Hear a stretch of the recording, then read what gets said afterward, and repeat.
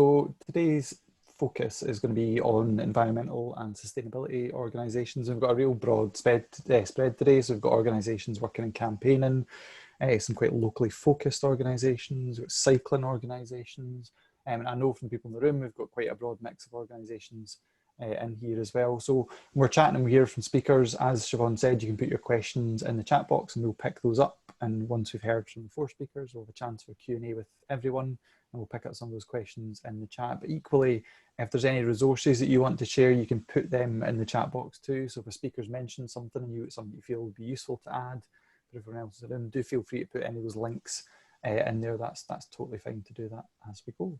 So the first speaker that I'm going to introduce is Rebecca Curtis-Moss, who's the Digital and Events Fundraiser for Friends of the Earth Scotland. She's going to be talking about how they've been using digital tools to continue keeping activists engaged and up to date during this period. And I know that's been a big issue for a lot of organisations, is how do you keep supporters and volunteers engaged when they can't access you in the way that they're used to accessing your organisation. So I think it's a really interesting one, a really relevant one for a lot of people in the room. Rebecca is also going to shamelessly plug the food charity that she's involved with as well.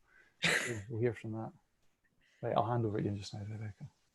Hi everyone, as Ross says, my name is Rebecca. I'm the Digital and Events Fundraiser at Friends of the Earth Scotland. Let's get the shameless plug out of the way first. I am currently volunteering for a charity called Empty Kitchens, Open Hearts, not Empty Hearts and Open Kitchens as I've been calling it online, which is not good. And they deliver food they've delivered over 100,000 meals to people of Leith and Edinburgh since lockdown began, and it's completely volunteer run. They don't have any funding at all. There is a crowdfunder. If you follow me at Rebecca underscore Curtis, then you'll be able to see the crowdfunder. I'll get it pinned on the top of my profile. Please retweet and donate if you can. I've put the crowdfunder in the chat box as well, so there's a link to it in chat as well. Also, of course, please donate to Friends of the Earth Scotland as well. I think I'd probably lose my job if I didn't say that at this point. Right, so I just wanted to spend a wee bit of time today with everyone just kind of talking about our recent shift to more kind of digital events and just how this has really helped us to keep our activists and our supporters engaged with our work.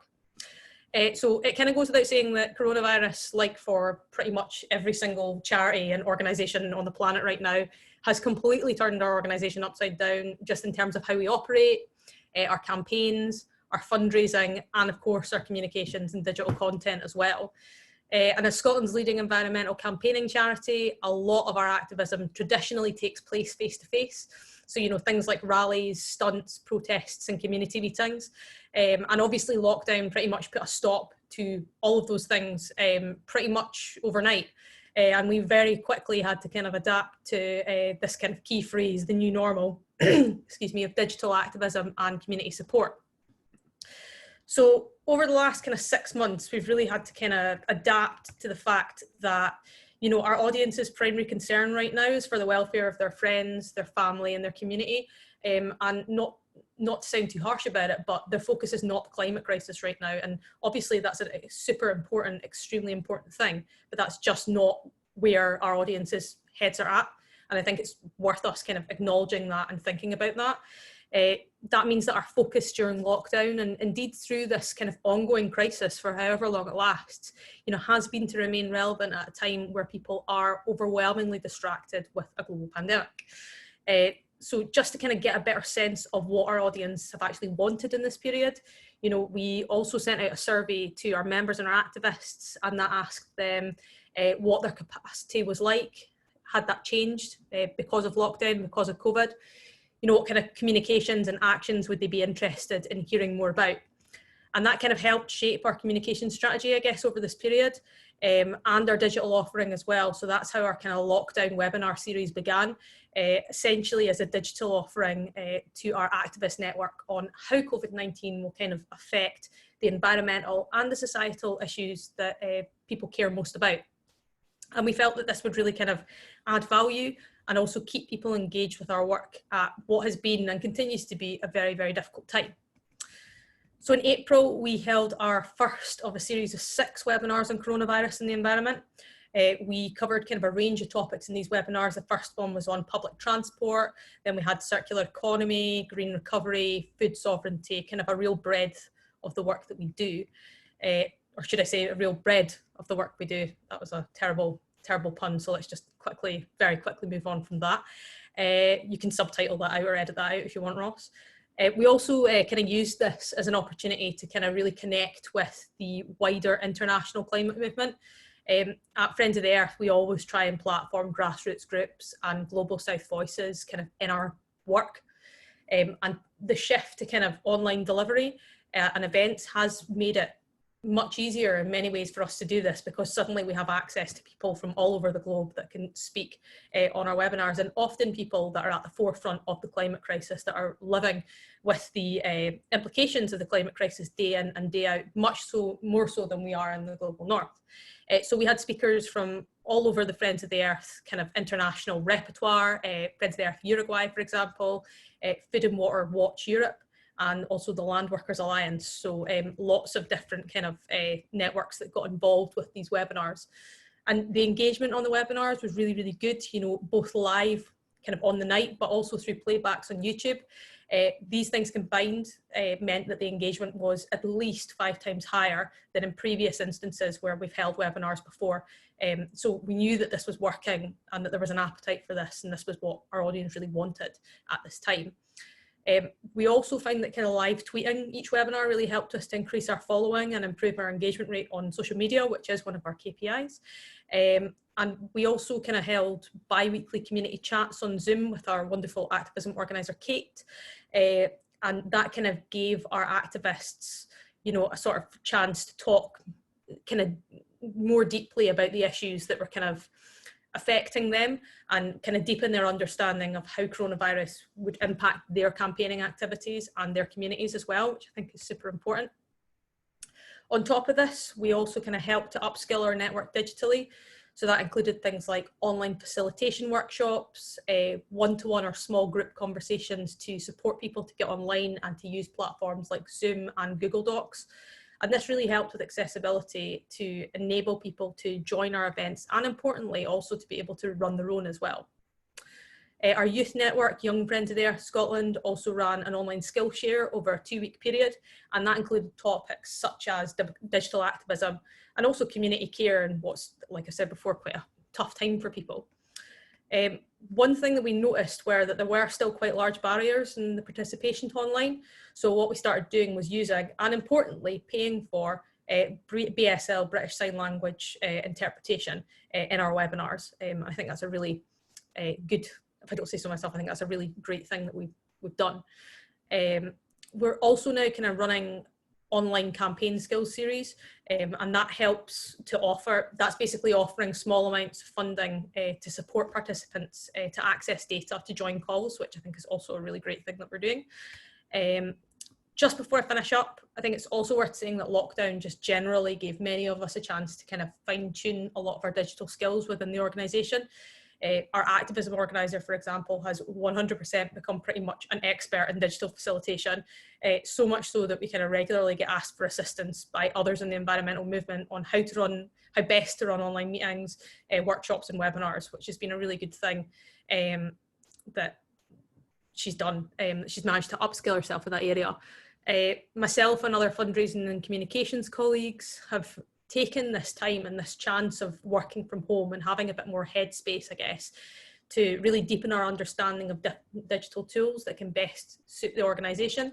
So, for example, making the best use of Google Ads to get them to work best for us, and to use our Google grants of $10,000 a month, to improve our graphic design and our video editing skills as well. I think really important things. And, you know, these things were all on our to-do list, but in all honesty, had it not been for the lockdown and COVID, and had it been business as usual and a very busy charity, would we have had the time to get round to doing those things? Possibly not. So I guess trying to end on a positive note, there have been some positives for our staff during this crisis and working from home. And that's kind of me really. Thank you very much for listening. I hope I've not rambled too much. If you've got questions, I've not had a look at the questions in the chat box yet, but if you've got questions about digital facilitation stuff, that's not actually part of my day-to-day job, that's more of our activism organizer, but I will try my best to answer them. If I can't answer them, I'll put you in touch with her. And if anyone has questions about any other stuff, like kind of more digital content-y stuff, you know, emails and just engaging with your audiences, then I'm happy to answer questions on that as well, because that's more my bread and butter. Thanks very much. Amazing, thank you, Rebecca. So yeah, as Rebecca said, if you've got questions, do just keep them coming in chat. That was really useful. I'm sure there'll be lots of questions about some of the content that's been created and how that content's differed during COVID versus that period between, because I think there's been some interesting changes in terms of that, so we can pick that up once we've heard from all the speakers. Right, Chris, has your person with the donation turned up yet? Or they've been excellent. You're like multitasking hero here. This is amazing. Right, Chris has had a donation come at the shop and is on a Zoom call at the same time. I could barely like drink a glass of water and be on a Zoom call at the same time. So Chris Steedman is events coordinator at Transition Stirling. He's going to be talking particularly about their regular events and how they've moved some of those online and some of the pros and cons and the learning curve that's been part of that process. So I'll hand over to Chris just now. Thank you. Hello, everyone. I think I'll sort of echo a little bit of what Rebecca said there, in that our knowledge of digital platforms has, the learning curve has been that steep, it's almost doubled back on itself, I think. So the types of events that we have traditionally run, I've had to write this down because I always miss one or two out because we do so many different varieties. But we do generally events on foraging, cooking, growing, sewing, furniture upcycling, repair cafes, and film screenings. So you can see a lot of these are quite like hands-on, especially with the cooking and the growing kind of things, so digging and all that. So it's been quite interesting having to bring these online. We've not actually, prior to lockdown, certainly not in my tenure as events coordinator, done any specific online events. So it has been quite interesting to try and bring them all online. I'm going to start with the cons first, so that means that we can end up with the pros. So the cons that we've had so far is that it sort of lacks the personal experience and the sort of like learning together as a group. Although you can do that on Zoom, there's a lot to be said for sort of like face-to-face person interaction. I mean, we're a social species, and getting the camera angles right on certain things as well. There's been a lot of contortionism trying to get the laptop in the right position while stirring a pan and doing the mixing, and then also seeing if everyone else is following along with you. That can be quite tricky. The first major event that we did went surprisingly well. It was an end of project party that we had for the last project, and that was kind of like a baptism of fire with Zoom. So we managed to get some breakout rooms going, so people could sign up for various sub-events within the end of year party. So one of those was cooking, and then we had there were two different cooking groups happening, a plant-based cooking workshop and a non-plant-based cooking workshop. So getting used to having breakout rooms, and that's something that I'm quite keen to try and develop a little bit further. So the idea is that you can have, especially for the sewing workshops, if someone's having a problem with their sewing machine, put them into a breakout room with a volunteer, and they can sort of diagnose that problem one-to-one, and then come back into the main group. That's not something that we've done yet. The sewing workshops are happening probably next month. So that's kind of been a positive that's come from a negative, having to bring it onto Zoom. Like I say, the communal feeling lacks a little bit, although I think now that everyone's getting used to Zoom meetings, it's kind of becoming a little bit more normal, I guess. That's the amount of times people have used the word normal is unprecedented recently. That's all I'm saying. Another problem is that people maybe have not great internet connection and or even access to IT in the first place. And because traditionally we'll put posters up for our events, so people would see them when they're doing the shopping or going to cafes or garden centres. That's sort of limited the amount of people that might be seeing us. We're having to put everything online. So if people don't have online access, then of course they're not going to see our marketing. One pro I would say on that though is we have actually found that we're widening our net. So a couple of weeks ago we had a cooking workshop, and we had someone joining us from Jakarta, Indonesia, and someone joining us from Seattle on the same workshop. So that's one big thing we're able to, first of all, widen the net of people that hear about us, and also the number. So one particular pro is that it used to be we'd have maybe 8 people, or 8 to 12 people on a workshop, just because of space, or because it's quite hard to manage 12 people if you're out on a foraging walk. But if you're doing it online, then it generally requires the presenter and me as the facilitator more often than not. So we're able to actually get more people on the workshop, and that means that we can spread the message more and also spread the information that we're doing more, which has been really good. I've kind of quite enjoyed the challenge as well, in that it's made me have to think about doing events in a particularly different way. So where we would have like quite a regimented way of doing a foraging walk, for example, we'd go out, have a foraging walk, then do some tasters afterwards. We're having to decide how to do it in a different way. So we've only had one foraging walk, one foraging event so far, which worked quite well. Even though the idea was we'd do a video and then a question and answer, but I got a message from the presenter a day before saying that he's had problems with the video. So we had to like very fast change everything around and do it in a share screen PowerPoint presentation, then a question and answer. But it worked out quite well because we can sort of take it at a slower pace and show things that aren't, like on our foraging walk, you have to show what you find. But if it's on a presentation, you can widen that and say, you might find this in this particular area. So that's kind of good as well. We're doing a mushroom foraging event soon, and it's going to give us a chance, because mushrooms are quite unpredictable where they're going to be coming up. So we can at least say, this is the mushroom, these are the identifying features, this is the habitat, and go away and find it. So that's kind of a bonus there as well. Another pro that I found is that we're able to, well, we have been growing our YouTube channel. We've had a YouTube channel at Transition Sterling for some years now, but it's not had many videos at all on it. So it's kind of forced us to grow that, and we're having quite a lot of engagement with that, which is really quite positive. Potentially people will see us, will come to Transition Sterling through other things that they might be searching. So growing, foraging. We did a workshop on composting, which has had some really good YouTube traction.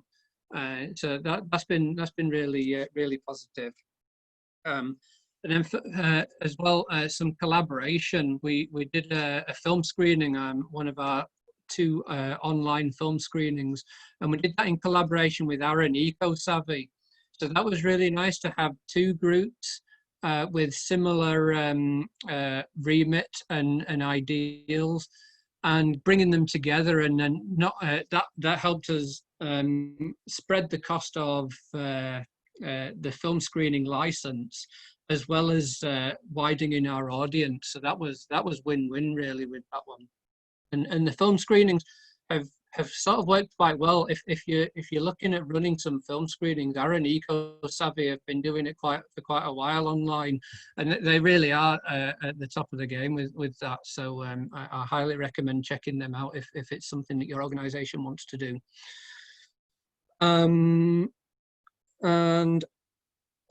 video editing as well, like Rebecca said. I've had to learn a lot of video editing recently, and thankfully we've got some volunteers that are quite good at it as well. So that's another challenge, but also a pro in having to find things that volunteers used to do they can't do anymore. I.e. going out and putting posters up in places, or helping out with running events. Since we're not running events, we're not really finding volunteers having so much to do these days. Thankfully, we have another project that has just been stratospheric with the amount of volunteer hours that it needs. It's a community fridge, so that's been really good. That's something out of my remit. Then finally, one of the pitfalls that I have found is that Eventbrite, which is where we tend to have most of our events on, can be a little bit clunky. And when you're sending out emails, the emails can, the Zoom links or the YouTube links can get lost in what Eventbrite's putting up on the top there. So I've been making sure that everywhere I'm putting, please check your spam, please read the emails thoroughly. And then also, I found that if you don't have a digital ticket as well, then your links often come a little bit higher up in the message that's sent out as well. So that's been one of the main things, is making sure everyone's got the link to be able to come onto the event. So yeah, it's been an interesting experience, and I would say generally fun, but I'm really looking forward to being able to get back and going out into nature to do the foraging walks especially. That's something I'm really missing, and I think that's something that people really benefit from the most, being actually out there and being hands-on with things. The cooking seems to have gone well. Furniture upcycling used to be really popular, but they've not been taken up so well on the actual online. However, that is something that I think will increase, and we're going to do video series with that. I feel like I've gone way over my allotted 5 minutes, so I will stop there. I'll just have a quick look through the chat there. Send links to Zoom. Ooh, is there an alternative to Eventbrite? Good question. Good question. We're going to pick up questions after we've heard from all four speakers, so we'll pick up some of those. No, it's all right. It's all right. And it's fine going over, because it was all really good content. It was all really useful stuff. There's been loads of chat actually. It's been, as you've been going through, I think it's spurred on quite a few people to think about this. So do not worry about time. We're fine for time. So we've got two more speakers. So next we're going to hear from Victoria. I think I've pronounced your surname correctly, but do correct me if I'm wrong. Is it Leaper, Head of Community Outreach at Bike for Good? Was that even close? Yes, Victoria Leaper. Yeah, there we go. Excellent, cool. So I think Bike for Good are a really interesting one, where you've got something that is like purely like one of the most physical charities, because it's about cycling. And what does that look like during lockdown? So yeah, so hand over to Victoria just now. Okay, thanks. Everybody here wanting to listen to me for the next 10 minutes. Hopefully I have some interesting insights to share. So Bike for Good, if you don't know, is a charity social enterprise based in Glasgow. We've got two physical hubs, both of which are like big warehouse type spaces, one in the West End in Finnieston and one in the South Side in Govan Hill. From there, we deliver a whole kind of program of activities that support and encourage people to get into cycling, predominantly those that are like new or underrepresented in cycling. And that includes a program of community outreach projects that are aimed specifically at maybe a specific demographic, or are for a specific purpose, like to reduce carbon emissions by encouraging commuters to cycle. And then we also have a kind of an income generating arm, which is the sale of refurbished bicycles that we sell in both of our community hubs. And we also do bike servicing and repair and some business-to-business activities. So it's quite a large organisation now. We've grown considerably since we started in 2010. We had big plans to celebrate our 10th birthday this year that have all been kind of sidelined, but we're going to kind of like pause that and have our 10th birthday next year instead. And we've got a team of 50 members of staff, so a big team, and we've got about the equivalent another 50 volunteers who support our work, the delivery of our work all across the city. So when lockdown happened, we had mild panic like everybody else. Well, it wasn't mild, it was a severe panic like everybody else. How do we do all of that work while working both remotely, while people were furloughed, and while physically we couldn't support people in a one-to-one basis? So bike shops were obviously instructed to close. Bike shops were exempt from that, and we were allowed to stay open when lockdown happened in March. But we decided to take 2 weeks to kind of like figure out how we do deliver our services and how we react to the crisis that we were facing. We took 2 weeks where we closed both hubs. All of our kind of staff that were not funded by different funding streams were furloughed, and we kind of reflected on the changing circumstances and how digital tools could help us to continue delivering various different services, but also react to what was happening around us and the need to maybe like change and adapt. And so as a result, we had like a mini digital revolution, I guess, within the organization. We've been a bit old school up until that point. We were a bit resistant to change, and we were kind of used to doing things the way that we did them. So moving to digital, different digital platforms and tools was a bit of a culture shock to begin with, but I actually think it's kind of really changed and proved Bike for Good for the longer term. So we started by looking at ways in which we could continue to support our volunteers. So like I said, we've got a really big volunteer group, many of whom have been with us for a long time and really value the social interaction that they get from volunteering. So we wanted to continue that even though they couldn't physically be in the building. We wanted to make sure that they were still engaged and that they still had opportunities to learn. So we started doing like weekly Zoom socials with our volunteers. And from that, we learned that actually this was a really good opportunity to deliver some training to our volunteers. So we started delivering City and Guilds bike maintenance qualification. We're an accredited City and Guilds service centre. So we started delivering City and Guilds training to our volunteers online using Zoom and Google Meet.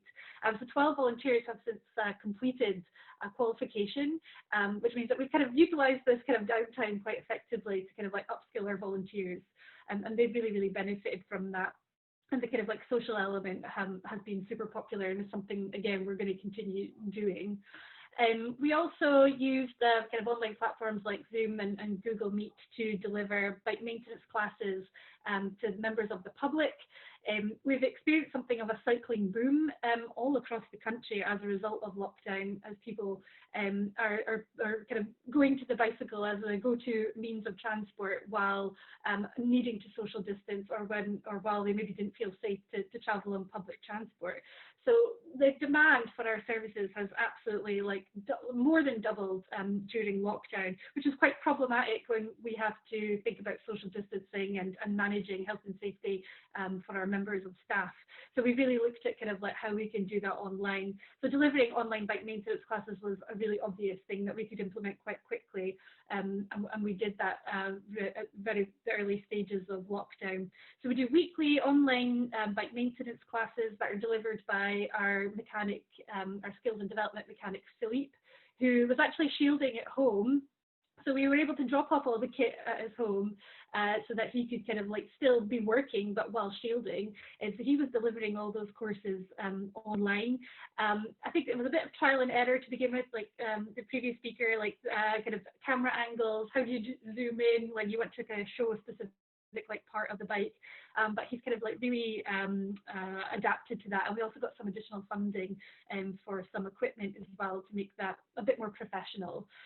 He also was doing one-to-one bike maintenance sessions for individual troubleshooting, and that was really important for those that maybe had like a very specific problem that they wanted to get some help with to get their bike kind of like safe to ride.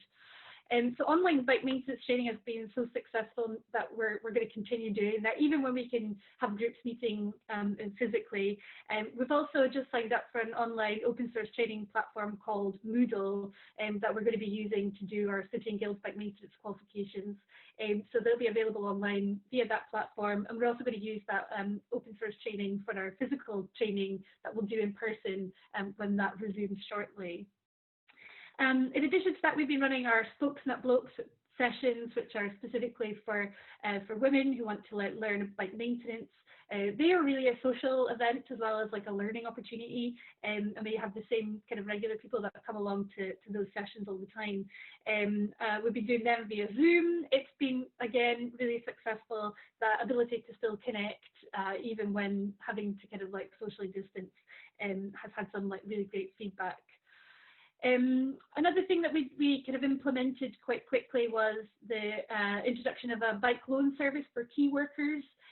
We had this massive fleet of bikes that we used for our community outreach program that were unused during lockdown. So because of demand, we decided to offer them to key workers who didn't have access to a bike a free loan so that they could cycle to and from work. So 75 key workers have utilised that and have access to one of our loan bikes currently. And for each key worker, we offered them a one-to-one cycle advice surgery online using Zoom, where a cycle trainer could offer them some specific advice on a route choice to work, or an issue they might have had with what to carry to work, or how to kind of like navigate a specific junction. So our cycle trainer Gail did those with each individual that loaned a bike that was interested in that service. And again, something we're going to continue doing. I think it's a really kind of quick and easy, low resource way of supporting people in a one-to-one basis, that we can continue forward. So it's another really great service that we've kind of developed during lockdown that we're going to continue. So kind of in line with the bike boom, there was also a huge demand for the people to buy a bike. That was initially quite tricky for us to figure out, because obviously we wanted to facilitate that, but we also needed to make sure that our staff were safe, that members of the public were safe. So we had to kind of take some time to introduce like one-way systems and to introduce like an appointment-based system for inviting people into our hubs. So we embedded like an online booking system called Acuity into our website, which allowed people to book in a slot to come and buy a bike, and also to book their bike in for a bike maintenance service, so that we didn't have queues of people waiting outside, and so that we could manage that while observing strict social distancing. That's again something that we're still doing, and we release appointments weekly. They're snapped up super quickly, but we found it's like the best and the safest way of managing that, while still being able to offer a good service to members of the public. So with regards to health and safety, this was kind of a major headache for us. We had to obviously, like everybody else, risk assess everything, ensure that all kind of like specific COVID specific training was done for the team and our volunteers, as we were unfurloughing people. So to manage that, we signed up for a health and safety platform called Atlas, which allowed us to do all our training online, allowed us to log all our risk assessments, to ensure that all our policies and procedures were in place. And that has made a massive difference, because everything is cloud-based, so it can be accessed remotely by every member of staff and every volunteer before they then come into the building, so that we can ensure that they're totally aware of the different safety procedures that we've put in place to deal with coronavirus. So in addition to that, working from home has also raised additional challenges for our support team, in particular our accounts team. We had this super outdated paper-based system that couldn't cope with remote working, and the increased need for financial information, like live financial information at the height of the crisis. So we moved to an online platform called Zero, which has kind of solved a lot of our remote working problems, and has meant that like all of our financial information is live and available to view and access wherever you are, as opposed to having to be physically in the office. And then finally, we've also been using Trello a lot for like project management. We find that it's like a much more efficient way of managing our various projects and services when our teams are either working like remotely or are delivering different services in the community. For example, we kind of like repurposed all our cargo bikes We've got this big fleet of cargo bikes that we loan to businesses on a kind of a trial basis. So we repurposed those to deliver food. So we worked in partnership with all our community partners to help them deliver food or essential items to vulnerable people. And so we were able to kind of manage all that using using Trello, which is like a really good online project management tool. And that has made that whole process much, much easier.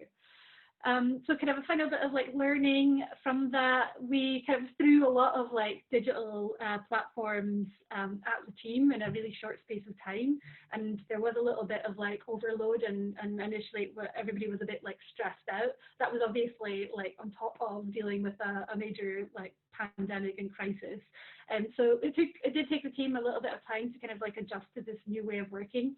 But it's actually been like super beneficial, and we've realized like how much more efficient we can be by working in this way. And we've also learned about how to kind of like roll out these different platforms in a kind of a structured way to kind of avoid this kind of like overload that the team were experiencing. So it's been, although it's been really stressful and a really kind of crazy time, I think that we've kind of benefited massively from implementing all these different platforms, and we'll definitely be continuing that well beyond this kind of post-COVID world, whatever that appears. Brilliant. Thank you so much, Victoria. That was really useful, and particularly useful actually just some of the tools that you're talking about, and I guess getting people to just think about some of the back end processes. So, you know, often in the calls we're talking about digital service delivery, but I think people lose sight of the fact that you're delivering digital services, but the back end processes aren't right. That's often where things fall short, and services aren't really meeting the expectations that of the end user. So put a link to citation, a link to Zero in there. I do not know if you know off the top of your head, does Atlas by citation, does that do charity pricing as well? Yes. It does. Cool. It does, yeah. Right. And they were also really helpful because all the training programs that they offered had to be revised and adjusted to reflect like the situation we were in. So they were really reactive, and all of that was kind of done really quickly. So it was incredibly useful. That's really cool. And all our kind of furloughed staff were able to kind of complete like all the specific COVID-related health and safety training before they returned to work from home, so that they were like totally prepared for when they came back as well. Amazing. That's brilliant. Thank you. And I'm sure there'll be loads of questions that come in once we've heard from the final speaker. Okay. So we're now on to our final speaker of the session. So our final speaker is Craig Leach, who's development worker with Greener Kirkcaldy. So Craig's going to talk about, they've moved their monthly Climate Cafe film and discussions online. So he's going to be looking at some of the tools that they've used for that. They also have a Facebook watch party, which I'm sure lots of you will be interested in terms of how that's worked and how it's panned out for them. So I'm going to hand you over to Craig just now, who has the tallest dollhouse I've ever seen in the background. And I'm sure you'll explain what's going on with this dollhouse at some point. The dollhouse has been made by our Cozy Kingdom team to demonstrate how to heat your home more affordably and better insulating things. So I think one of our team made that. It's impressive. Yeah, it's fantastic. I thought it'd be a nice background. It's cool. I love it. I love the nosiness that I get on these calls of being able to see all your nice backgrounds. And I know you're always disappointed with somebody. Grey room that has an unmade bed behind it. It's a really good look. Right, I'll hand over to you just now, Craig. Okay, thank you. Hi everybody. So yeah, I guess being last on the agenda kind of means that a lot of the stuff I think our experiences have been similar to what's already been talked about. Especially Chris at Transition, I think a lot of what you said there definitely hit home with me. So because I knew that we were last on the agenda, and what I did was I put some pretty pictures onto a PowerPoint. So I'm going to try and share my screen. So at least if you're hearing the same thing, you're looking at different pictures. So if you just bear with me, I'll see if I can share that.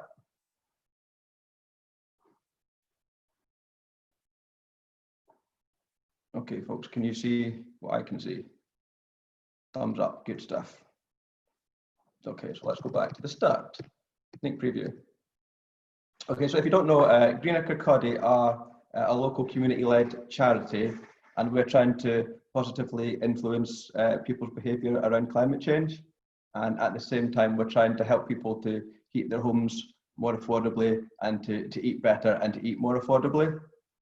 So that's a little tagline there, is to do those things and tread more lightly on the planet. So most of our, oh, hold on, it's not moving.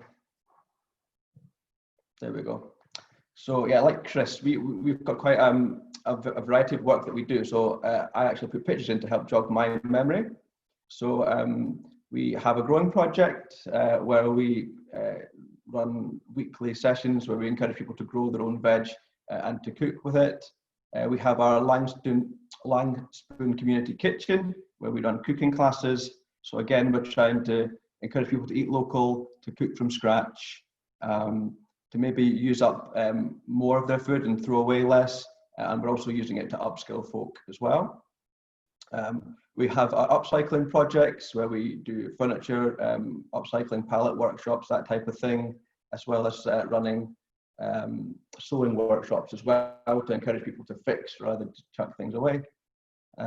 And our energy advice team, who I mentioned briefly, they actually go out to people's homes and they advise them on how to heat their homes better, how to save a bit of money, and they help them do the paperwork and things like that if they're making claims.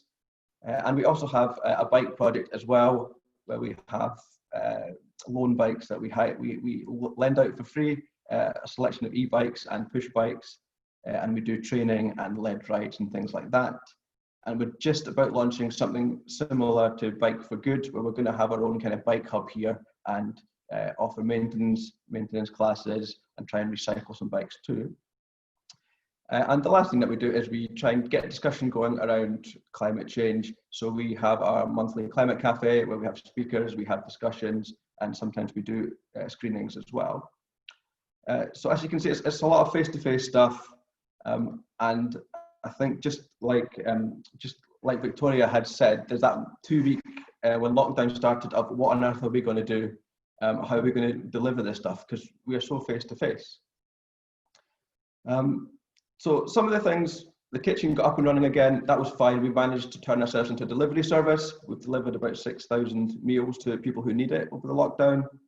We got the bike project up and running again. We loaned out our bikes to NHS staff. We worked out a socially distant way of handing the bike over and keeping it safe.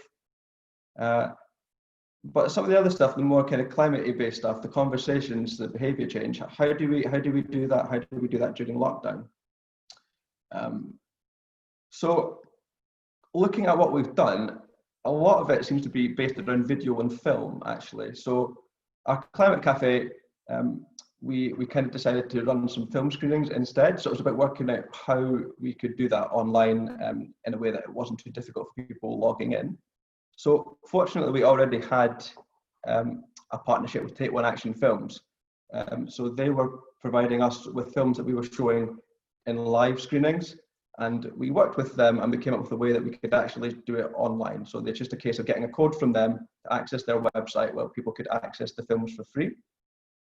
So over the last few months, we've shown about 4 or 5 films, which have been really successful, quite varied topics as well. Take One Action have got a really good selection of films. If you just go on their website, actually some of them are available for free. And they range from a 30-second film promoting specific environmental behaviour up to actual feature films as well, like some of the ones we've got on the board here. And what we decided to do was to link it in with Zoom. So for our screenings, we get everybody to log in on Zoom. We all say hello, we introduce the film. We help people to log in because some people did struggle just with setting up accounts and things like that. And then once we've all watched the film in our own kind of roughly the same time, then we all come back together on Zoom and we have a follow-up discussion. And if we have enough people, then that requires staff to be there to split up into breakout rooms. So maybe we have 6 people in a breakout room. If there's not quite that many in the screening, we'll just do it all together. But we found the discussion after the films have been really good. They've raised really interesting points. And it just adds an extra little bit of quality and maintains that social aspect. I think that was mentioned earlier on, maintains that group bond that we already have people who come regularly to the cafe. So it gives us that little bit of extra rather than just letting the film speak for itself. We can come back together and get a little bit of bonus out of that as well. So yeah, check out Take One Action Film Festival's website, it's really nice. The other thing we tried, so off the back of the success of the longer screenings, we wanted to try and share shorter films. So we came up with Green Screen Friday.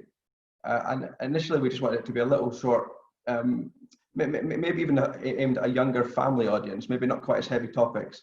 And we found that the only way that we could work out how to do that was through Facebook watch parties. It's just that there's nothing there that doesn't require people to log in. We want to avoid people having to log in again and sign up through Eventbrite and all that stuff. We want just to be able to throw films at people, say, watch this, isn't this interesting? And yeah, so Facebook, we've already got your audience on there. We've got about 4,000 people on our Facebook page. And every Friday at 3:30, we just play a little selection of films. So from about 10 minutes up to 20 minutes long. Sometimes it's one film, sometimes it's 5 shorter ones. And they're all organized around a theme. So these are the themes that we've done. And we did show the Let's Go film about cycle, community and climate change, which is Bike for Goods video. So that's a little 20-minute video explaining their project. So that was really good. And these are successful because you can really focus in on a theme. You can be quite varied from week to week as well, which is quite nice. So you can cover your whole range of work. When you do it, I think timing might be important. So when you do it, you only get maybe a handful of people watching with you live. So maybe have 6 to 10 people watching live with you. But that's quite nice because you can write in the comments box and you can try and get a discussion going in the comments. And actually, whenever the live streaming has finished, it does post it onto your Facebook page as well. So it's there for everybody else who's scrolling through your page. They can actually watch it again on a repeat, and the comments still pop up there. So it's quite nice. They can see that conversation happening as if it's live as well. So over the course of a week, you'll probably have about 30 more people watching that video. So if you do it every week, very quickly, the number of people that you're reaching, that you're talking to and telling your message to, is increasing, and it does add up. So Green Screen Friday, every Friday at 3:30. Do please tune in. Got another one going tomorrow. YouTube has been mentioned. So we didn't have a YouTube channel at Green Kirkcaldy. So we went and set one up, and we've all had fantastic time going off and making videos in lockdown, working out the best ways to do it, making ourselves laugh. So it's actually been a really good, nice thing for us to do. And all these secret skills that people have got have been coming out as well, which is quite nice. So it's a brand new thing. We promote it through our Facebook, and you can see we've had very success there, but things like how to make your own face mask has been very popular. So that was done by our sewing tutor. And again, you can hit whatever you want to, whatever message you want to get out there, you can do it through your YouTube channel. And then moving slightly away from films a little bit, we usually have a walking festival every summertime for the last couple of years. And this year we decided to try and do it online because we just couldn't organize meeting up and people, there was just too many restrictions. So what we did was we got the usual organizations to submit walks to us, the ones who who work locally. They gave us their favorite walks. We mapped them using Komoot and ViewRanger, 2 walking apps. And we kind of shared them and encouraged people to go out and walk with their families, walk in their bubbles, and go and explore the town themselves. There is a little link to videos because some of the organisations actually went out and filmed the walks. So there's really nice videos of places in Kirkcaldy, places that people know but maybe don't know the story. And we got to share that story a little bit, which was quite nice. So there's a number of video walks on there as well. We're going to try an online event at the weekend where people come online strolling through lockdown. They can share their experience of walking, which I'm going to look forward to. I think it's going to be interesting because I think my relationship to walking and going out has changed during lockdown, and how I think about it has as well. So yeah, it'd be nice to hear other people's stories.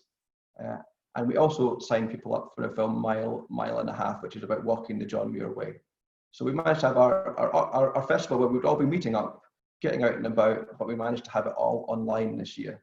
So we're looking forward. We're not quite finished, it's in the middle of it. So we'll look at the facts, figures and things whenever they come back in at the end of the festival.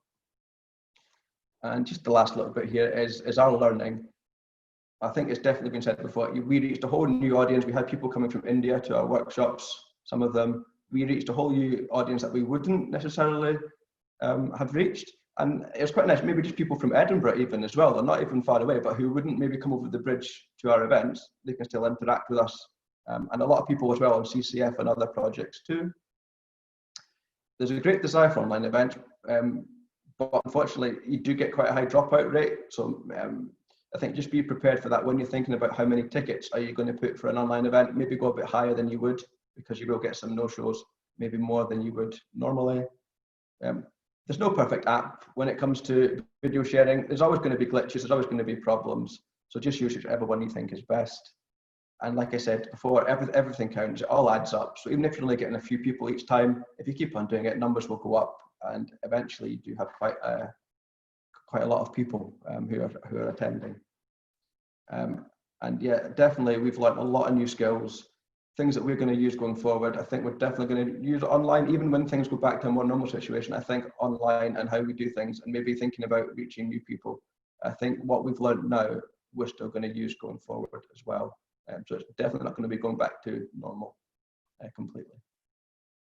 Okay, so that's me. Thank you very much, and look forward to your questions.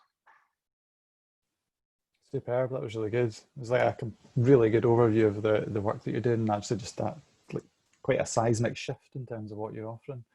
Okay, cool. So any questions, Siobhan, Maddie or John, that you spotted that have come through that are particularly interesting to any of the 4 speakers that you want to pick out?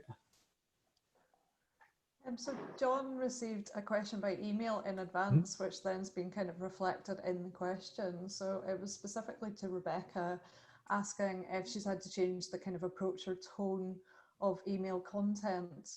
And then Erin picked up on that, asking the kind of same sort of question about social media, how to keep that fresh over the summer. That's easy when you're running events and activities. And how do you do that without those events and activities and real life photo ops and things like that happening? Okay. So should I just jump in? Go for it.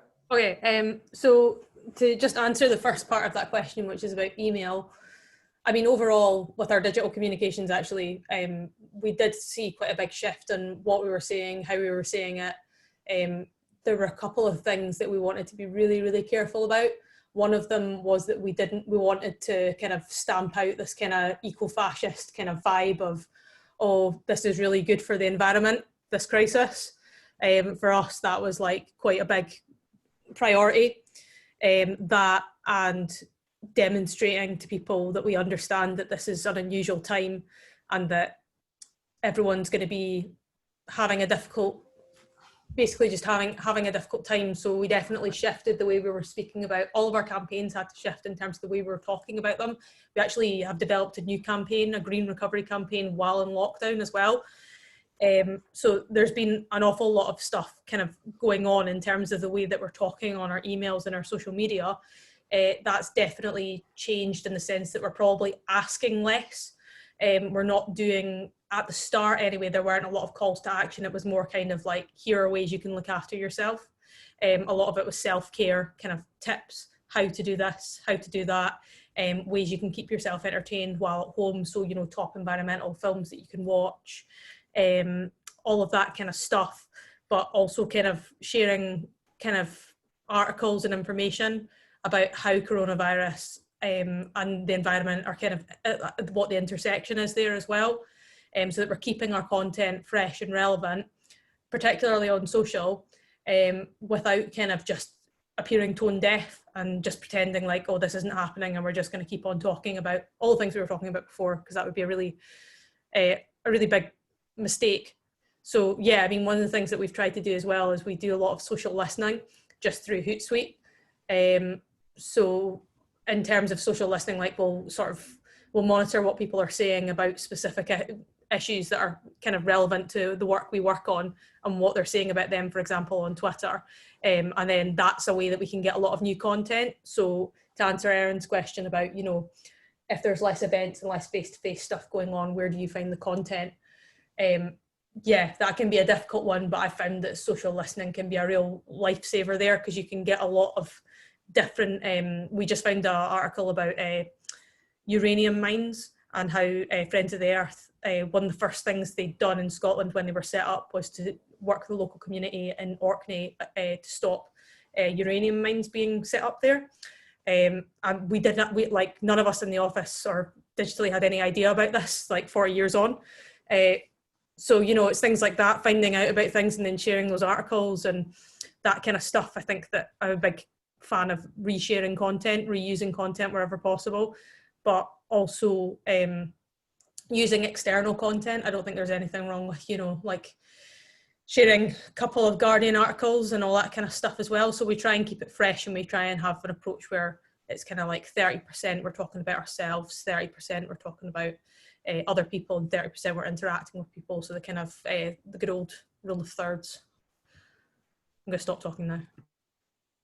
I like that. I mean, it's a really good, simple piece of advice, that notion of splitting it in those kind of three kind of clear categories. And it avoids, you know, what we still see. It's 2020, and you still see charities that their feeds are just one-way blasting information out that, even if it did work, it's not going to work in an algorithm. So it's so counterproductive, even if you don't care about engaging with people. And Rebecca's point there about social listening, like that ability to capture external content that's talking to and ratifying what you're trying to do as an organization, is so powerful. But also that, you know, that simple thing, if I run a bike scheme and I'm based in Falkirk, and I can set up social monitoring so that anytime someone in Falkirk mentions cycling, and I can see someone tweeting with the fact that they want to get into cycling but they're not confident in going the roads, I can then offer support to that person and get involved in those conversations. So that ability to get involved and to react to things rather than just waiting for things to come to you all the time as an organisation can make a huge difference. So I think that's a really good piece of advice. Okay, were there any questions? I don't know if you noticed, Siobhan or John, that came in for Chris, or if either of you had any, if anyone in the room's got any. I did see one question for me while you're looking through there. Cool, yeah, go for it. That was, do we charge for our events? The answer is, the way I put my events up is have 2 tickets. So one is a free ticket, and then the other is pay by donation, which Eventbrite allows you to do. And generally, what's it called? We absorb the fees for that. What I would really like is to have a one ticket that allows you to have 0 to whatever, but Eventbrite doesn't allow you to do that. The minimum is £1. But we tend to find that free and by donation works. And I'll just reiterate what Craig said as well about having no-shows. That the amount of no-shows online is far higher than in real life. Yep, thanks for that, Chris. Okay. Victoria, there was loads of questions came in about platforms. John, I don't know if there was any that you noticed in particular that were quite interesting. I'm totally putting you in the spot, John. You're having to scroll back. Sorry. Did anyone have a question for Victoria just while John's looking in the kind of platform stuff? I saw there was some discussion about feedback, and I was wondering if people were asking about like live feedback during an event, or post-event feedback, because you might use slightly different tools for them. Yeah, really good point. Yeah, did anyone have a question about that, particularly feedback? Because that came up quite a bit there actually in the tools. Does anyone feel that the feedback that they're getting for services at the moment isn't where it could be, and that maybe some tools could help you? Okay, so Mentimeter was mentioned, which is good for in the moment stuff, whether it's a virtual event or a physical event. Is that the one that you mentioned that you used, Victoria? I can't actually remember. No, we're just it came up in chat, didn't it? Yeah. At the moment, we're just still using like Google Forms to collect after an event or a training session feedback. But I'm sure there's more interactive ways of doing that. So yeah, I was kind of reading through those earlier. I'll check some of those additional platforms out. Cool. I just say we also use Google Forms, but as far as getting feedback as the event goes, it's not really feedback per se, but generally what happens is I facilitate an event while the presenter's doing it. So I'll keep an eye on the chat, on the chat function there, so people can ask questions as it goes along there. And one event we did an outside event, a composting one, and the wind was up a little bit, so it was hard to hear sometimes. So that was one example of being able to get live feedback that people couldn't hear what the presenter was saying. So then we had to actually take the workshop inside and do more of a question and answer rather than a demonstration. Great. Okay. Did anyone have any questions for Craig? Because I saw there was lots of people's kind of face lit up when you mentioned, I mean, pretty much all of it, but particularly the Facebook, the use of Facebook Live and watching the watch parties on Facebook. So I don't know if anyone had any specific questions about implementing that, or if anyone's tried it before and it's maybe not worked too well. Any specific ones around that? Can I ask Craig, what's your top tip for people doing that? Because I think for a lot of people in the room that could work really well with their organisations. Yeah, my advice is it's not the best tool. It's a bit glitchy, I find. So it is quite tricky to find films on it because Facebook doesn't like YouTube. It doesn't like Vimeo. It tends to hide them. You can't actually just go on YouTube, find the video that you love and assume that it's going to be on Facebook. So don't get your hopes up too much. If you've got that video, it might not be there. It just depends on the organisation having put it up on Facebook as well. So it's tricky to find them. But the top point is that when you come to have your watch party, when you come to schedule it, there's a little box for you to write a little blurb and to stick a photograph in. So it's got the regular post box, but then there's a second one underneath for scheduling, and just to make sure that you put a nice photograph in there and write what your event's going to be, because it will hide your first post. It's the second post that it puts up on your page as a promotion. So make sure you just fill all that in. That's interesting. Okay, so 2 things. So Rebecca's going to come in with a top tip in a second, and Chris has a question about licensing implications using Facebook Live. I don't know if you're able to answer that one, Craig. We have used a little bit of Facebook Live, but watch parties is a bit different in that you just queue the videos up beforehand, so you don't actually have to be there present. It will play out whenever you schedule it. So we haven't really had any licensing issues with any of the films, because we've always gone through another organisation, or just bought the film outright. Yeah, brilliant. Okay, Rebecca, what's your top tip? Just a wee thing on videos as well, which is sort of related. When we look for content, particularly on Facebook, we always try and favour video content if we can. So for example, like if we've seen something on Twitter or on YouTube and we think, oh, that would be good, instead of just posting the link to that thing and posting out to YouTube, we always try and find the native video, so you can search within Facebook for videos. So we tend to do that wherever possible, because we find that the engagement's a lot higher than if you've posted, for example, a film trailer for a film that you're doing a watch party of. You're better doing it within Facebook always. Brilliant. Yeah, that's good piece of advice. Yeah, and Facebook's algorithm definitely prioritises its own video content over something that's coming in from a third party. Okay. Trish is asking, what equipment do you use for creating YouTube videos? So I guess it'd be interesting, I mean, from those of you in the room who've mentioned video content, whether it's live streaming or whether it's creating original content, anyone got any kind of top tips, either in terms of equipment or editing tools, anything at all that you want to share? Rebecca? I mean, we don't use a lot of particularly fancy equipment. We do have some fancy pants equipment, but it's all locked up in our office just now, and we don't have anywhere to film anyway. So we have a appeal video out just now, and that was just filmed on Zoom. So what we tend to do is, if we're doing a piece to camera, we'll tend to just do it on the person's laptop, and we'll just have a Zoom call just with that person in the call. Hit record. It's not the best quality, but actually sometimes having something that's a bit more kind of like rough and ready can actually work really well to your advantage, depending on what it is you're saying. You don't want something that looks like it's been done by the BBC, right? Because people think, oh, you've got too much money, and we don't want to give to you or support you. So I think it's a really big balancing act. In terms of like some super cheap stuff that we've used in the past, or like accessible stuff, I mean, I tend to use the Filmic app I've got an iPhone, but like you can get it on Android as well. It's called Filmic. It's $7.99 from the App Store. And I mean, there's been films that have been like broadcast at like Cannes and stuff that have been filmed on Filmic. So it does make it like kind of high definition and stuff, and that can be pretty good. But we tend to just use our phones. I'm a big believer that you can film anything. You can really film anything on your phone if you've got the right kit, and the right kit doesn't have to cost you more than say 30 quid. So yeah. Yeah. I've just put a link there, which is a terrible place. It is Amazon. They are bastards. There's no getting away from it.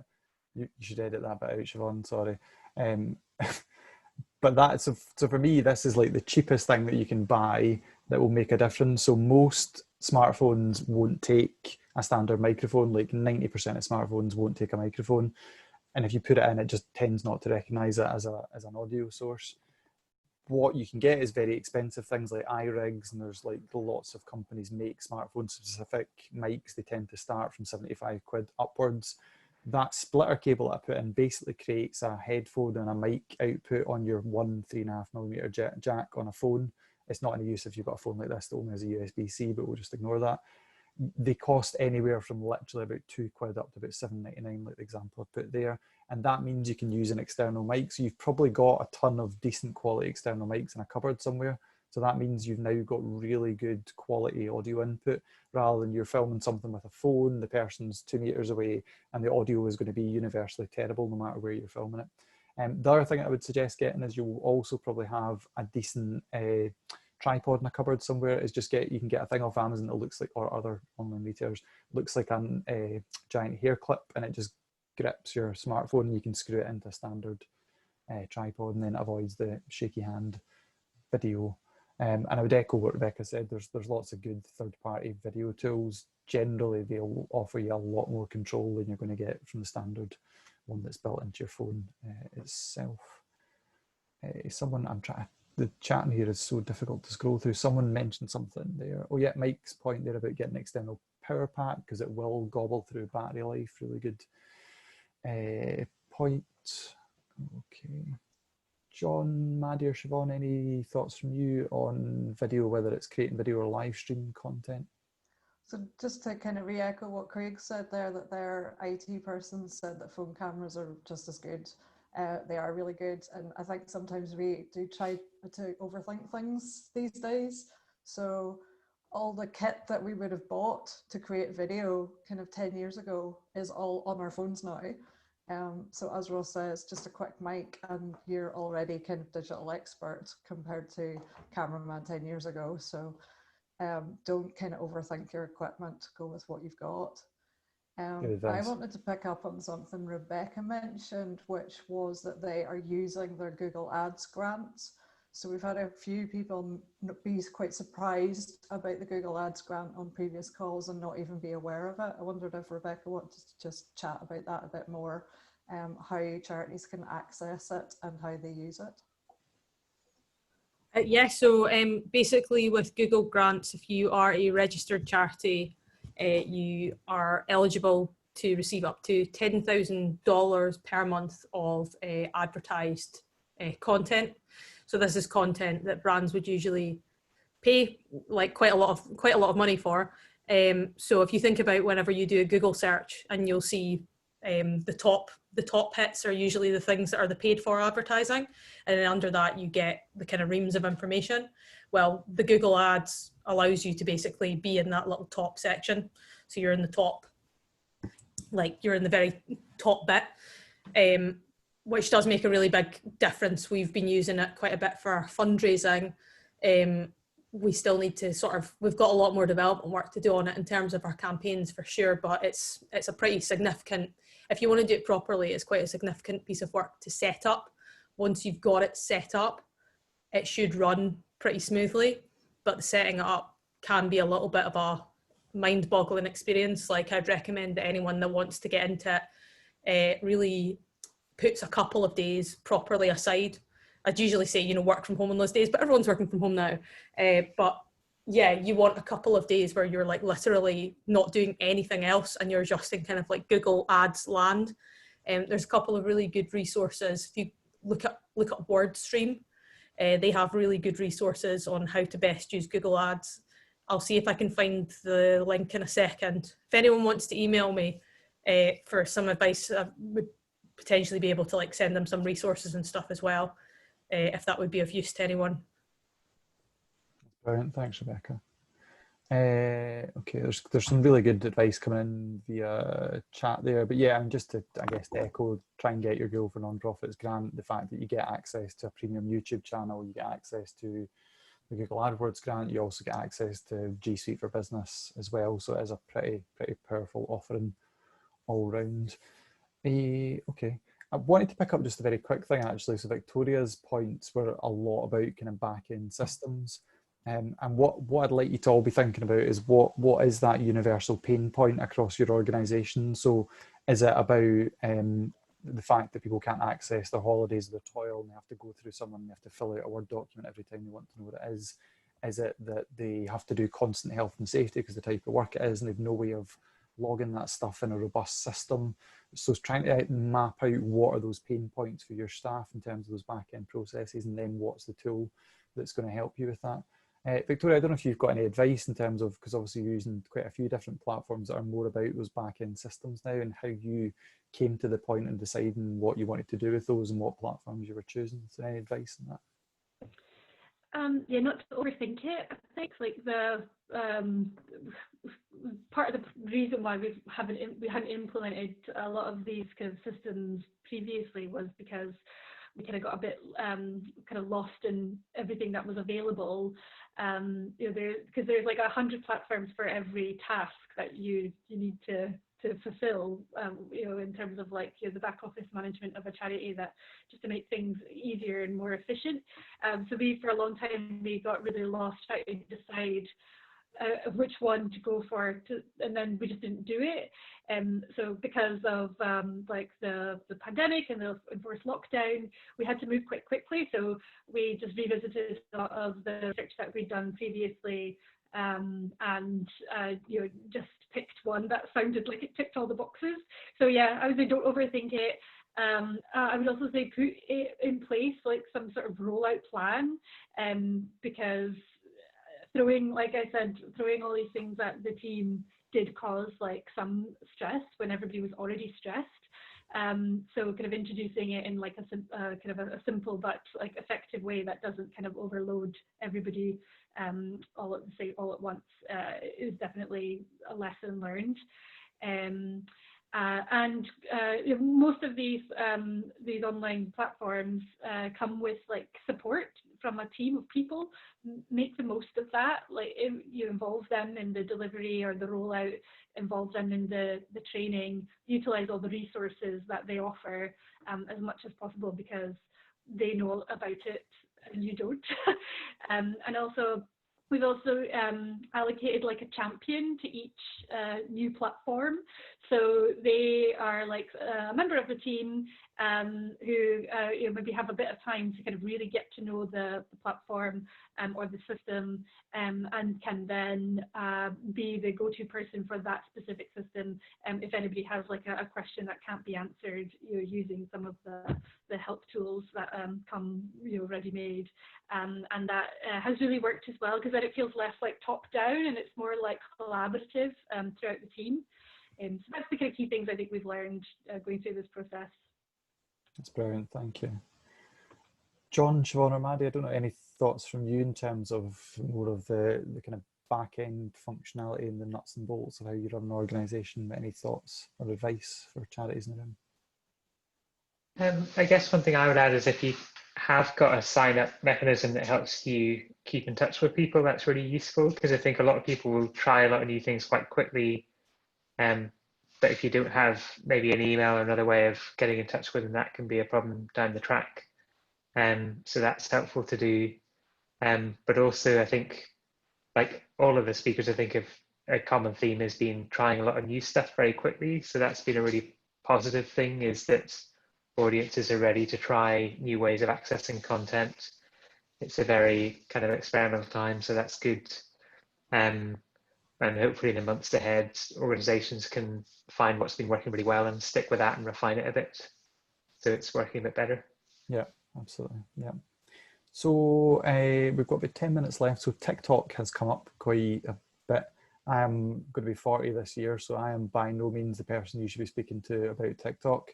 However, I did host a session on TikTok at Young Scots offices. God, I don't know what time is anymore. It was probably about 9 months ago. It could have been 2 years ago. Who knows? But we had a panel of young people there. It was February, Ross. February. It was February. Really? Yes. Wow. It was only February. So it was February. So it was February. And so we did a panel of young people, which Lauren Plus at Young Scot organised, and so it was really, really interesting and insightful having them there. So time is meaningless, Erin has said. Erin is right.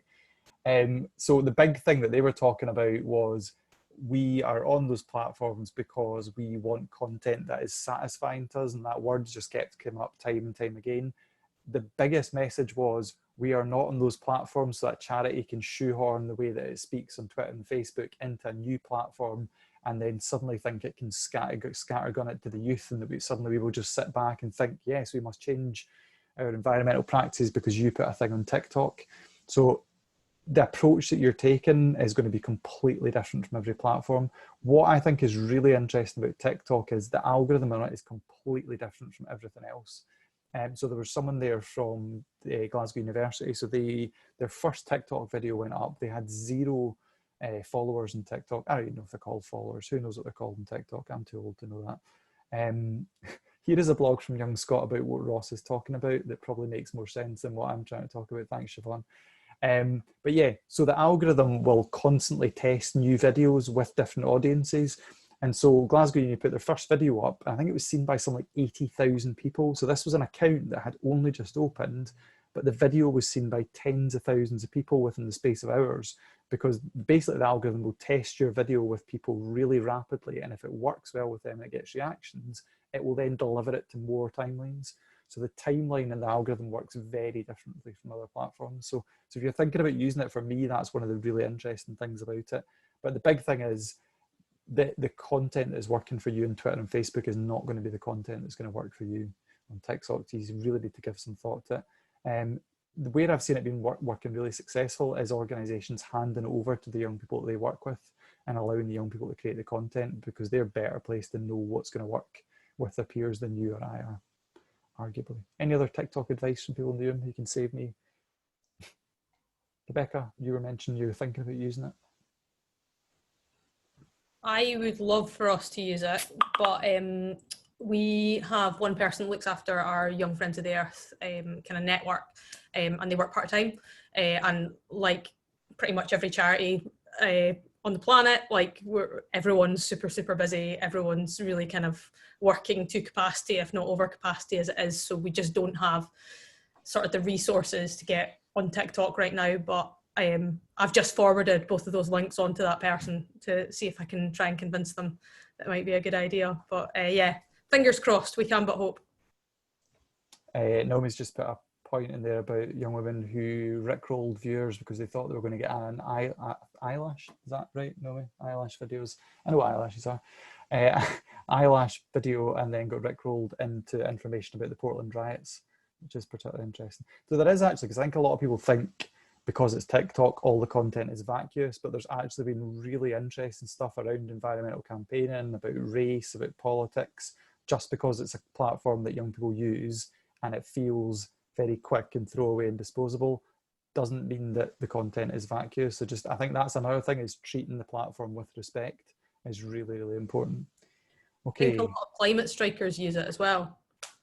I suspect. Yeah. I don't know for sure because I'm not on the platform myself, because I'm not 13, but I hear that a lot of the youngsters, I feel 1,000,000 years old right now, I hear a lot of the youth like to use it, so I'd imagine that it's very popular with the climate strike movement. I'd be interested to look into that more, actually.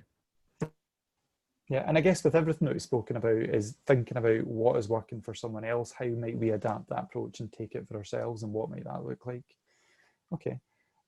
Any final questions from people in the room? So we've got a bit of time for just generally open questions if anyone wants to jump in and ask questions for any of our speakers. Any takers?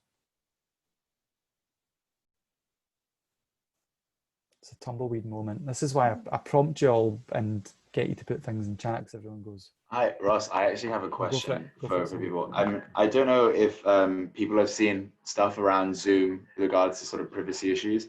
I wonder what groups, if anyone has any experience of working with more vulnerable demographics for your work, do you guys have any concerns or, I don't know, points about maybe using different platforms other than Zoom? Because Zoom seems like it's the best one in terms of, how it works. It's efficient, it's engaging, it's easier to use larger groups. But then there's also that sort of, I don't know, controversial side to it that I'm just not massively convinced about yet. Yeah. Okay. Anyone want to pick that up? don't know if anyone from SCVO wants to pick that up, because there's been quite I know good that stuff they have been trying to address the security issues, and you'd hope the amount of people that are now using it, they've got the money to plow into that. But I think if you're putting a password on all of your meetings, and I think it's kind of okay.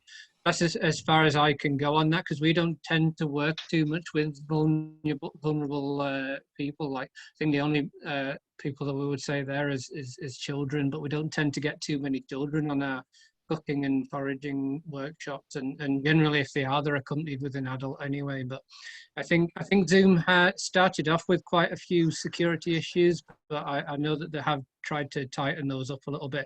I'm no expert though. John, were you going to come in there? Sure. So I think, as Chris says, they've made it a focus to improve security. So things like password protecting meetings is now much more of a default than it was. I think I would probably say using Zoom as a platform is a bit like using a community hall for a meeting. So you can make sure only the right people get in, but meetings can get disrupted. And I think with any online platform, if you had a group that was doing something really, really controversial, then a lot of online platforms may be problematic for that from a kind of, is it really, really confidential? But I think most environmental charities are just, doing stuff for the good of their community. So it shouldn't be a big issue. Naomi's mentioned Teams as an alternative. So that's quite a good one if you've got, a good up-to-date address book, so you can invite people by email. It works quite well. So that's maybe a slightly more secure way. But of course, the flip side of that then is some people might say, well, I don't want to provide an email. We've had that with some activities we've run where people have said, I want to engage, but I'm not entirely comfortable giving you over lots of my contact data. So there's a bit of a dilemma there. It's quite hard to have a platform where everyone's completely anonymous. I think the main things are thinking about how you stop people getting into the room who shouldn't, but then also about privacy. So one thing you can do with Zoom is turn off your camera or change your name if you wish to do that. So some people might say, well, I just want to be John for this meeting. I don't want to give my full details. You can do that as well.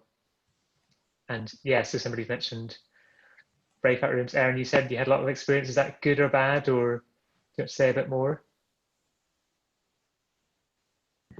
Sorry, was that to me? No, he was asking about me. Erin had made a point about breakout rooms, so do you want to say a bit someone more? just asked about it. Yeah. A lot of our projects have been running meetings where we'll need breakout rooms. So there'll be 30 to 50 people is what I've done so far. So we put together an internal document basically about how to do them and how to manage them. But really, if you're running breakout rooms, it's important to have a tech lead and someone else who's chairing it, because it's really hard to do two things at once. And it can be confusing when people are just chucked into a new space and not have any support. So the tech lead is mostly just there to stay in the main lobby in case somebody needs help with them. I'm happy to clean this document up and then share it, because literally I've written 3 pages worth of stuff to give to people. But I didn't know if anybody had a specific question. I was just saying, I've had a lot of experience with using them, and it's fairly straightforward and really easy to do. It's just important to you have to kind of practice first with it, because it is a bit of a hassle to put everyone in their own separate rooms manually. You can technically do it on the internet browser ahead of time, but you need people's specific emails for that, and that requires them to log in to the Zoom account that's specific to that email, and that sometimes is not, so it doesn't always work out well. So the best way is to just do it manually, which will take maybe 2 to 5 minutes. Right, thanks, Erin. Yeah. Rebecca's also put a link to her Zoom resource there as well, which is on a Google Doc, which has got stuff on Zoom bombing and privacy too. I'm conscious of time, so we're a minute over, so I'm going to finish up there. Can I just very quickly jump in on something that Erin said there? I find the easiest super quick. fastest way to get people into the right room quick is just to label the breakout rooms and then tell them to change their name with the name of the breakout room, or a 1, 2, or 3 or whatever. Then you can just quickly put all the 1s into 1, 2s into 2, 3s into 3. Top tip, top tip. Final thing I'm just going to quickly say, just because Samuel picked up on this, about, so part of it, as John said, is about the platform and the space, but actually a much bigger issue is about safeguarding people. So there's a really good video which is on the SCVO YouTube site, and there's a good blog post about safeguarding actually on the SCVO digital blog as well. There's also the link to DigiSafe, which is a really robust, I think, 6-step framework around safeguarding. So if you're working with more vulnerable groups, whether it's children or adults, basically that 6-step kind of process helps you put really robust safeguarding in place, and it's got some really good examples and things like policies that are in there as well. So you, again, don't need to be doing this stuff from scratch yourselves. We probably could have chatted on for another hour because there's been loads of questions and some like amazing stuff. I'm going to say thanks to speakers, and then we're going to talk about just kind of what we've got coming up. So thanks to Rebecca, Chris, Victoria, and also my brain has just gone to mush. Oh no, Craig, sorry Craig. It's because you were sitting so far back and I was looking for you, and like now you're the size of that doll's house and I couldn't see you. That's better, come closer. So we've also got some more DigiShifts coming up, so there's quite a few of them. So Siobhan's just put the link in there. One of them might be particularly interesting to some of you is we've got one on food projects, which is coming up on the 25th of August. The one next week, which is on the 14th, is about developing a post-lockdown digital strategy. So all the stuff that you've frantically been doing over the last 3 months, how do you wrap some cohesive strategy and direction of travel around that stuff? We've also got our free training. So Siobhan's just put the link in for that. So the curve training. So there's ones on simple animation. Maddie's going to be running a service design one, which is an amazing title, which is called What's Your Problem? Which sounds like Maddie's going to give you a square go if you come on that Zoom call. She may still do that as well. That may still happen. Siobhan, Maddie, John, any SCVO stuff we need to talk about before we finish up? And just a reminder that a lot of the kind of technical questions are on our site, on our how-to guide. So there's stuff there on lots of different digital tools, and we're going to be adding more of those over the summer. So keep an eye on them.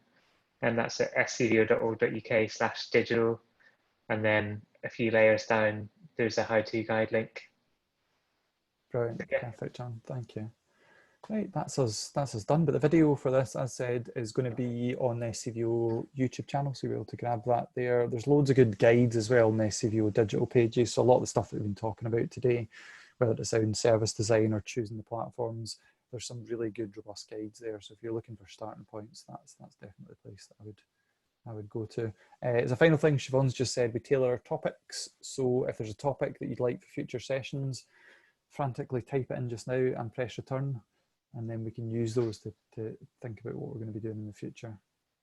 So I think a few people mentioned in the chat how to make videos accessible. So we do have quite a lot of accessibility content on the website, but we'll look to do kind of a training session on video accessibility. Yep. So is there any other DigiShift topics you would like to cover in these sessions, which are much more open chat sessions, or specific training you would like, which is what Ross's organization runs the Curve training sessions. So if there's anything you particularly want to know digitally, we can tailor that to help your organization kind of develop digitally. So just pop any of that in the chat. And thank you so much for our speakers today. It's the first time we've done an environmentally themed DigiShift. It's been really interesting, and thank you to all of you for joining us. We'll see you all later. Grand. Catch you all later on. Thanks for coming, everyone. Maybe see you next week. So you can sign up on the SCVO events page. Grab your free place. Your free place? Your free place.